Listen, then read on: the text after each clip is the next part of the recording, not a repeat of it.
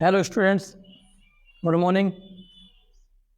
आप लोगों के लिए ये जो हमारा नया वीडियो है विज्ञान विषय का है, कक्षा 9th का है। और उसमें अभी हमारे ऑफलाइन जो बैच चल रहे हैं विज्ञान चैप्टर 4 पहुंच गए हम लोग अध्याय 4 पर। और उसमें जो क्वेश्चन है रदरफोर्ड के प्रयोग के निष्कर्ष लिखिए।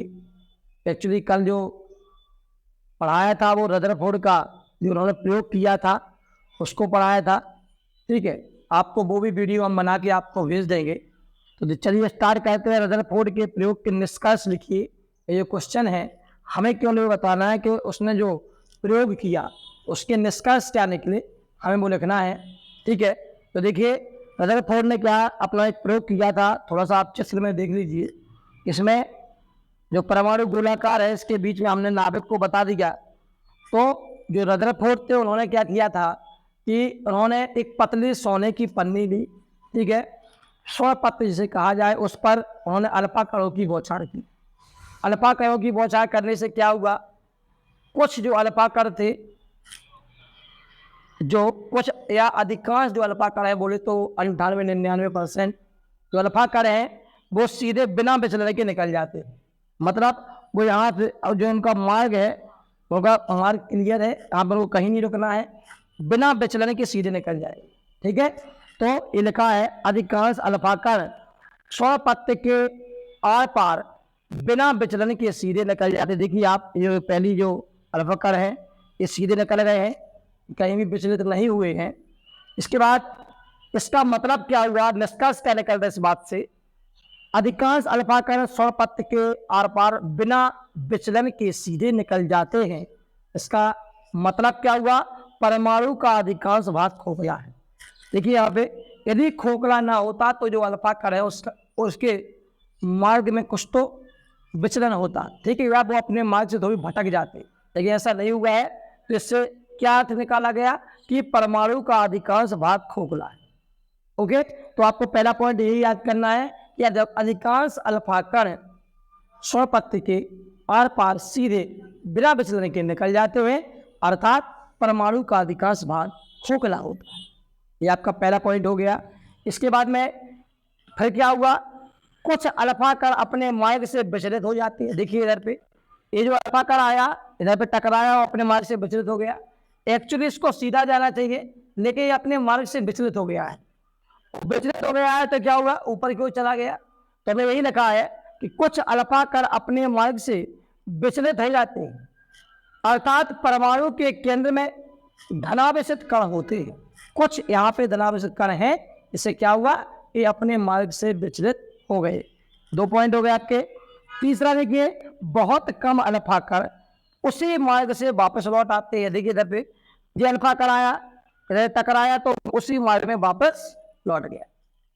तो हम लिखेंगे क्या, बहुत कम अल्फा कण उसी मार्ग से वापस लौट आते हैं, अर्थात परमाणु का नाभिक दृढ़ है, कठोर है, इसीलिए वो अपने मार्ग में वापस वहीं लौट गए। तो यहाँ पे 3 इन्होंने जो प्रयोग किए उसमें 3 बिंदु हैं और उन्हीं के निष्कर्ष निकाले। इसलिए देखिए आप वहीं पे आगे प्रयोग लिखा है, इसका अर्थात में क्या निष्कर्ष निकला उस बात का, तो वो भी लिखा है। तो फिर से देखिए आप रिपीट कर लीजिए और आपको साथ में जैसे हमने समझाया, ठीक है, तो आपको वीडियो को पोस्ट करके स्क्रीनशॉट ले लेना है, ठीक है, और अपनी कॉपी में लिख भी लेना, फिर आपको इसको याद करना है।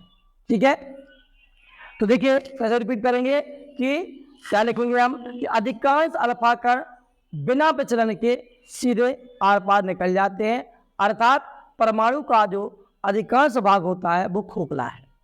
एक बात। दूसरी बात, कुछ अल्फा कण अपने मार्ग से विचलित हो जाते हैं। तीसरा, विचलित हो जाते इसका अर्थ क्या हुआ कि परमाणु के केंद्र में धनावेशित कण होते हैं। तीसरा पॉइंट कि बहुत कम अल्फा कण उसी मार्ग में वापस लौट आते हैं, अर्थात परमाणु का जो नाभिक है वो दृढ़ है, ठीक है, और उसका आकार बहुत छोटा होता है।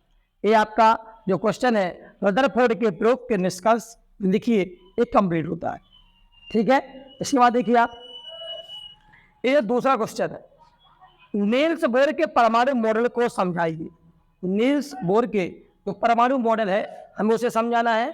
क्या हुआ, सबसे पहले जे थॉमसन ने अपना परमाणु मॉडल दिया, इसके बाद उसमें कुछ कमियां निकली तो रदरफोर्ड जी आ गए, ठीक है, उन्होंने भी अपना एक परमाणु मॉडल दिया। रदरफोर्ड के परमाणु मॉडल के बाद इसके बाद में नील्स का परमाणु मॉडल आया। क्यों, इनमें भी कोई ना कोई कमी निकली, ठीक है। और कमियों को दूर करने के लिए क्या होता है, अगला जो वैज्ञानिक होता है उस पर रिसर्च करता है, और सर्च करने के बाद वो कुछ प्रयोग करता है, प्रयोग करने के बाद वो उसमें कुछ निष्कर्ष निकालता है, फिर जाकर उसका मॉडल तैयार होता है। तो देखिए इधर पे नील्स बोर के परमाणु मॉडल को हमें समझाना है। तो देखिए रदरफोर्ड के परमाणु मॉडल की कमियों को दूर करने के लिए रदरफोर्ड का जो परमाणु मॉडल आया, ठीक है, तो उसमें कुछ कमियां निकली। उस कमियों को दूर करने के लिए जो हमारे वैज्ञानिक नील्स बोर थे उन्होंने एक अपना परमाणु मॉडल दिया, ठीक है। तो हमने आंसर में यही लिखा है कि रदरफोर्ड के परमाणु मॉडल की कमियों को दूर करने के लिए वैज्ञानिक नील्स बोर ने सन 1913 में एक मॉडल प्रस्तुत किया जिसके मुख्य बिंदु निम्न है, ठीक है। कॉपी में आपको लिख लेना है, पहले आप लिखेंगे, पहले आप समझ लीजिए, ठीक है, और उसको लिख लीजिए, या फिर आप एक काम करिए पहले लिख लीजिए, ठीक है। आप इसका स्क्रीनशॉट ले करके पहले आप लिख लेंगे और इसके बाद में और आप समझ लेंगे और फिर आप याद कर लीजिए, और याद करने के बाद आपको अपनी कॉपी में पुनः लिखना है, बिना देखे लिखना है। फिर आप मिलाइए कि गलती कहाँ हुई है, और जहाँ गलती उसको फिर याद करिए और उसे फिर लिखिए। तब तक लिखिए जब तक वो ठीक अच्छे तरीके से याद नहीं हो गया, ठीक है। लिखने की इस शैली को आप अपनाएंगे, ठीक है। ऐसे नहीं कि आपने एक बार पढ़ लिया बोले याद हो गया, इसके बाद दोबारा लिखा ही नहीं है तो आप पेपरों तक उसको याद नहीं कर सकते, ठीक है। तो देखिए नील्स बोर का परमाणु मॉडल को हम समझाएंगे। तो आंसर क्या है इसका कि रदरफोर्ड के परमाणु मॉडल की कमियों को दूर करने के लिए वैज्ञानिक नील्स बोर ने सन 1913 में अपना एक परमाणु मॉडल दिया, ठीक है, जिसके मुख्य बिंदु निम्न है। नंबर 1, इलेक्ट्रॉन नाभिक के चारों ओर वृत्ताकार मार्ग में चक्कर लगाता। देखिए मान लीजिए कि यह एक परमाणु है, परमाणु गोलाकार है, ठीक है, ये उसका नाभिक है, और नाभिक जो है इसके चारों ओर ये कक्षाएं हैं, ठीक है। ये क्या है, इसका नाभिक है, यहाँ पे प्रोटॉन और न्यूट्रॉन रहते हैं, ये नाभिक है। इसके बाद एक कक्षाएं हैं 1, 2 या के एल एम एन के द्वारा इसको प्रदर्शित करते हैं। तो नील्स बोर जी ने क्या कहा कि इलेक्ट्रॉन नाभिक के चारों ओर वृत्ताकार मार्ग में चक्कर लगाते हैं। जो इलेक्ट्रॉन होते हैं, देखिए परमाणु के नाभिक में दो कण पाए जाते हैं, एक प्रोटॉन होता है, दूसरा न्यूट्रॉन होता है। इन दोनों को सामूहिक रूप से न्यूक्लियॉन कहते हैं, ठीक है। प्रोटॉन पर धनावेश होता है, न्यूट्रॉन पर कोई आवेश नहीं होता है, अर्थात वो उदासीन होता है, ठीक है। प्रोटॉन पर धनावेश होता है। अच्छा, तो प्रोटॉन के चारों मतलब बोले तो नाभिक के चारों ओर कुछ वृत्ताकार मार्ग हैं, ठीक है। इन वृत्ताकार मार्ग में क्या होता है, इलेक्ट्रॉन चक्कर लगाते हैं। तो इन वृत्ताकार मार्ग को क्या कक्षा या कोष कहा जाता है। तो पहला पॉइंट हो गया आपका क्या, इलेक्ट्रॉन नाभिक के चारों ओर वृत्ताकार मार्ग में चक्कर लगाते हैं, जिन्हें कक्षा या कोष कहा जाता है, ठीक है। इसके बाद देखिए दूसरा पॉइंट कि प्रत्येक कक्षा में ऊर्जा की एक निश्चित मात्रा होती है।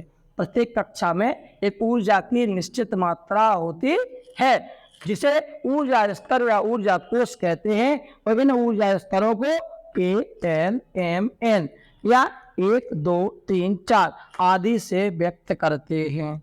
पहली बात क्या हुई, पहली बात हुई इलेक्ट्रॉन नाभिक के चारों ओर, इलेक्ट्रॉन नाभिक के चारों ओर वृत्ताकार मार्ग में क्या कहते हैं, वो चक्कर लगाते हैं, जिन्हें कक्षा या कोष कहते हैं।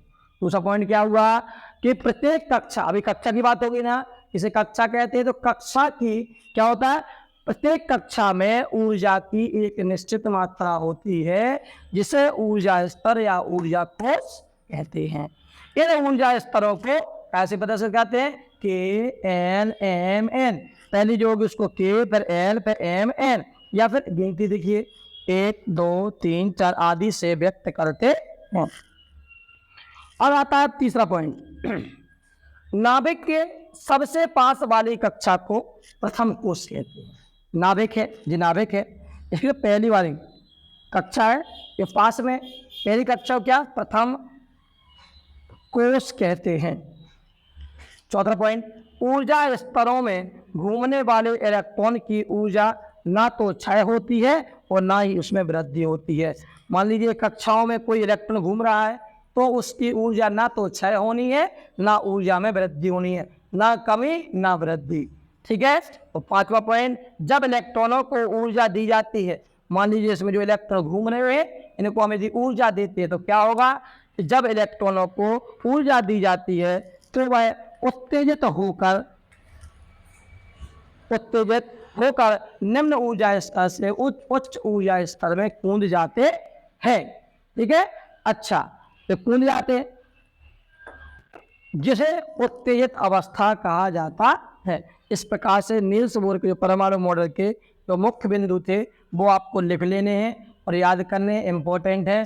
बेटा पढ़ते रहिए, मन लगा के पढ़िए। पढ़ाई ही एक ऐसी चीज़ है जो आपकी ज़िंदगी बदल देगी। किताबों में मन लगाइए और जो इधर उधर में आपका जो मन लग रहा है उससे हटाइए। ठीक है। इस प्रकार से, और आपको इतना पढ़ना है ताकि आपका जो गोल है, ठीक है, आप उसे अचीव कर पाएँ। ठीक है। तो इस वीडियो में आपको केवल 2 ही क्वेश्चन समझा रहा हूँ और आगे इसी प्रकार से पढ़ने के लिए आप हमारे चैनल को सब्सक्राइब करें। ठीक है। और अपने दोस्तों में शेयर भी करें जो अपने घर बैठ के अच्छा पढ़ना चाहते हैं, बिना कोचिंग के पढ़ना चाहते हैं। तो जो हमारा चैनल है गुड्डू विश्वकर्मा, इस पर भी आप सर्च कर सकते हैं। दूसरा चैनल भी हमारा है, ठीक है, भगवान कोचिंग क्लासेस। तो आपको इन दोनों चैनलों को सर्च कर लेना है और सब्सक्राइब कर लेना है। धन्यवाद।